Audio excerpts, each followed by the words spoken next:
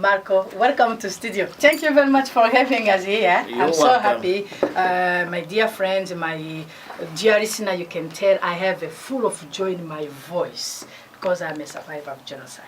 I lost my parents during the genocide in Rwanda. They were all killed.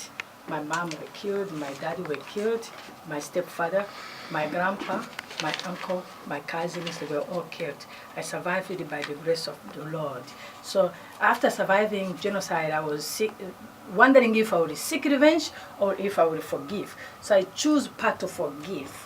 So one of the reasons why I moved forward in my life was entrepreneurship mindset or entrepreneurship spirit. Because I was like, people killed my parents, they didn't kill my soul, they didn't kill my spirit. So I can move on. My mom, she was a businesswoman. So I get all strength and self-esteem and courage and inspiration from my mother. That's what inspired me to follow the path to become entrepreneur, to create a non-profit organization to help orphans, and then also to become a stage designer in my country, to make flower arrangement before I even finish a high school. So I was an entrepreneur in Rwanda, and then I won a scholarship to come here to America. That's why I'm so happy and very joyful to talk about entrepreneurship, because I love entrepreneur. Because entrepreneur is something you can do to elevate poverty and then to move, to accelerate our life, to move on in our everyday life. So that's why I have an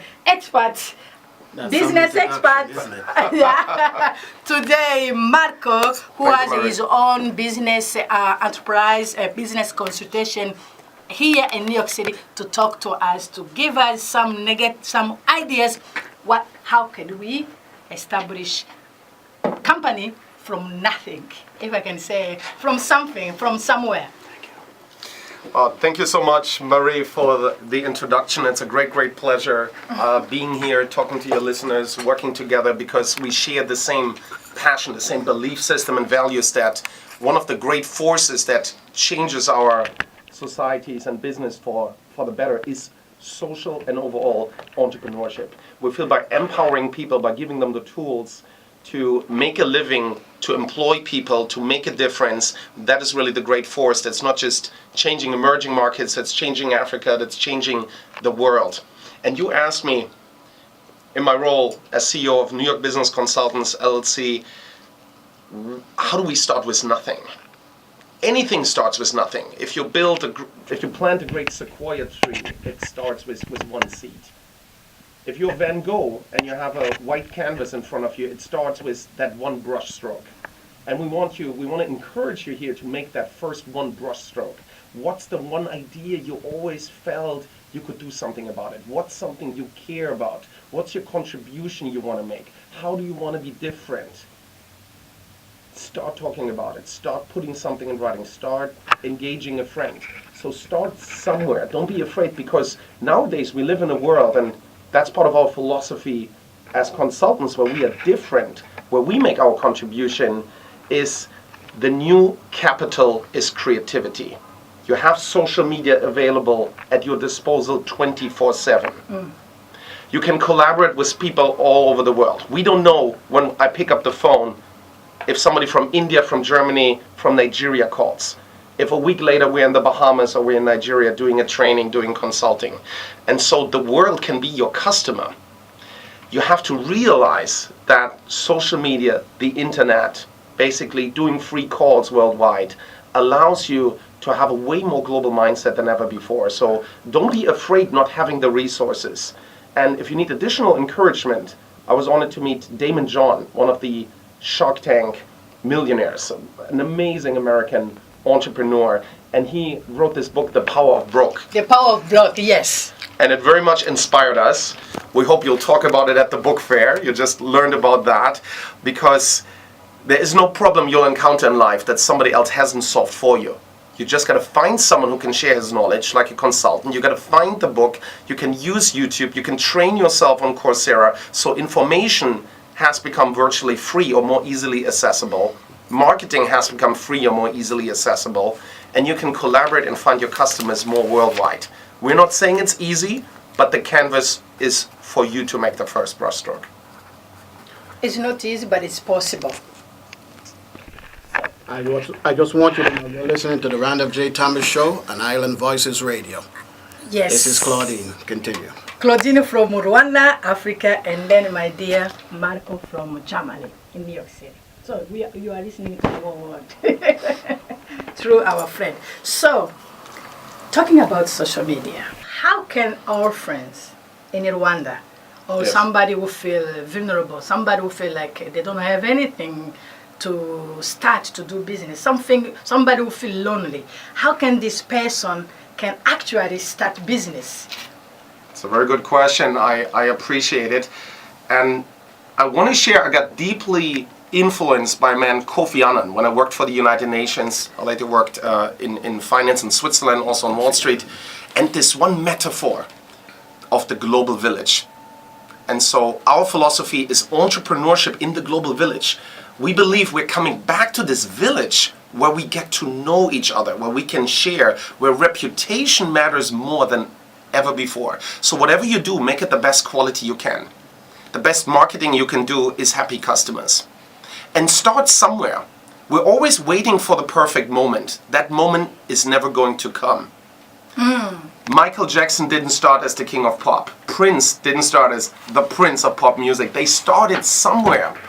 So think about what can be your start, your practice, your skill. Where can you be great? Follow your passion, follow your skill, and practice, practice, practice. I had a good friend, my friend Janelle, downtown near the East River. She said, I got a phone, we can do a video. Like right now, let's stand up and make a first video. And I was like, oh really? Oh, okay, you're right. Let's start, let's do something. It might not be perfect, and that is okay. But you find some people that will encourage you. Yes. You can be in a small village where I studied in New Delhi, India, and you have an idea and you share in a chat room, you share on Facebook, you share on LinkedIn and Twitter, and some people might respond and they say, please continue.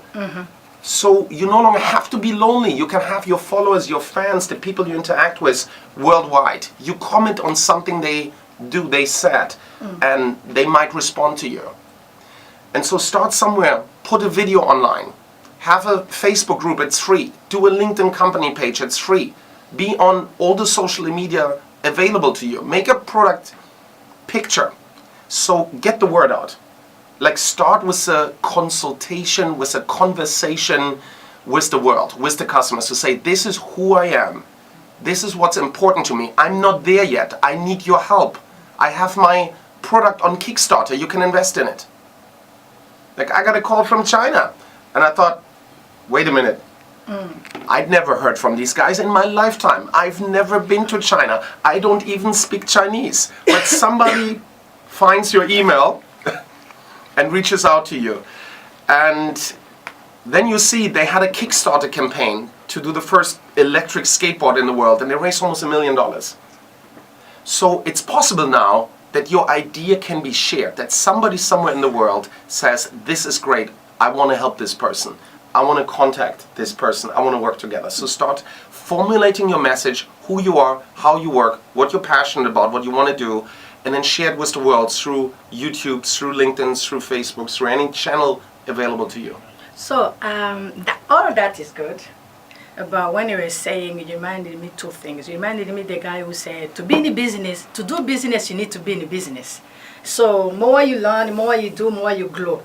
However, you reminded me when I was writing my book, before I published my book, I went through fear.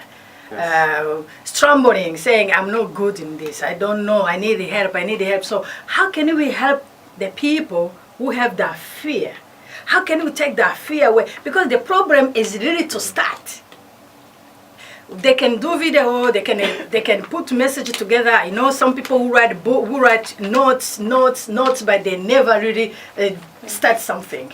They spend many years. I heard about some entrepreneur who spend like 20, 30 years before they really put something out there. So how can we help those people to take out the fear of not being enough, not having enough money, or not having money at all? You talk about the power of block. How empty pocket how can you start business with empty pocket? So how really can we help that person to take that fear away? There's somebody who's listening to us today who are even not any power in the social media, who are not online yet, but he's listening to our radio. How can that person we can help that person to take the fear away, so he or she can say, it's okay, now I can start something. Thank you, Claudine. I think it's a terrific question because entrepreneurs always act in an environment of great uncertainty. They bring a new product, a new service, a new idea to life, and there is no proof of concept. They cannot be sure if customers will like it. You just have to try it. You just have to start somewhere. And I think what helps is realizing mentally, accepting this entrepreneurial mindset that you learn from failure, you try out things early, you appreciate feedback. It doesn't have to be perfect, you make it better along the way. So positive thinking, reading a lot, listening to motivational speeches like Eric Thomas on YouTube. And then after a while meeting people and realizing, and I had the honor and pleasure to realize that Richard Branson, I met him at Tribeca Film Festival recently, Jean-Paul DeJour started $2 billion companies. He was homeless at one point. The person who started GoPro camera became a billionaire, started in a van. He didn't have anything. And I read in a Bloomberg article, which so impressed me, I cut it out, I put it next to my home office desk. Before I go to the city, I look at it. And it said things started to change for him when he realized, I am really doing this. Because we always have doubt. The people who love you most will hold you back the most. Your family, your friends, your spouse, they love you. They want you to be safe. So they say, are you really doing this? Are you still doing this entrepreneurship thing? Do you still have this idea? Don't you want to go back to a job? Don't you want to get back to studies? And once you quiet your inner voice and you say, I am really doing it. I start believing in what I do. Once you convince a first friend to work with you, once you have your first one customer, that's all you need. If you can find one friend and you can make $1, somebody is willing to pay $1 for what you do, it's no longer an idea. It's no longer a hobby. It's a business. Yes. And then you can scale it. The first dollar is the hardest. Anything else afterwards is anything else.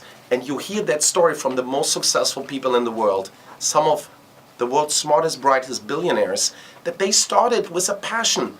Bill Gates, they built computers, they assembled them from parts in a garage.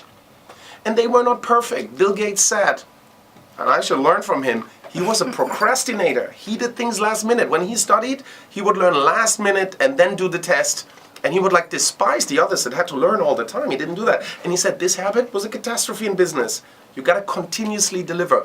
Deliver a habit where you say, I'm doing this now for 4 hours a day. And you do nothing else. You're not looking at social media in that case. You only develop your craft. Time is the most valuable thing in life. If you manage your time, you manage your life. If you don't manage time, you don't manage anything. It's all about time. And entrepreneurs choose to spend their time according to their own schedule. They choose to put in the extra hours to make it work. It's all about commitment of time. Are you willing to put in the time? You will get there. So when you're talking about time, I just want to remind people, we all have a 24 hours. Everybody get 24 hours. So nobody has more time than another person. So it's up to how we invest our time. So really, seriously, one of our marketing teacher one day, she told us that when you lost time, you cannot recover. Time is no recovery asset. You can lose money, tomorrow you will find money, but you cannot lose time and then you found time. So time is precious, is no recovery asset. So let's really invest your time in what really bring you, what they call here, Benjamin, bring you money. To the orphans in Rwanda, because they will watch this video, they will listen to this radio show, because we want to inspire them really to create their own businesses. So what message will you give to them? They are survivors of genocide. They lost their loved ones during the genocide. Sometimes they don't even want to go back to school because they feel like nobody will be proud of them like their parents was proud of them. So how can we help an orphan. How can we inspire right now? Our conversation can inspire an orphan in Rwanda who's taking care of the young siblings because nobody's there to take care of them. They drop out of the school, some of them. How can we inspire them to establish their own businesses, to say like, oh, me too, I can do something. Even I don't have a parent, even I don't have anybody I can make it out of, but myself.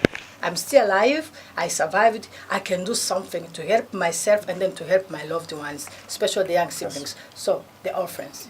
This is also for the ones in the Caribbean island also. Yes. Everybody who feel vulnerable, who feel abandoned, who feel like they didn't get enough love from their parents. This is for you.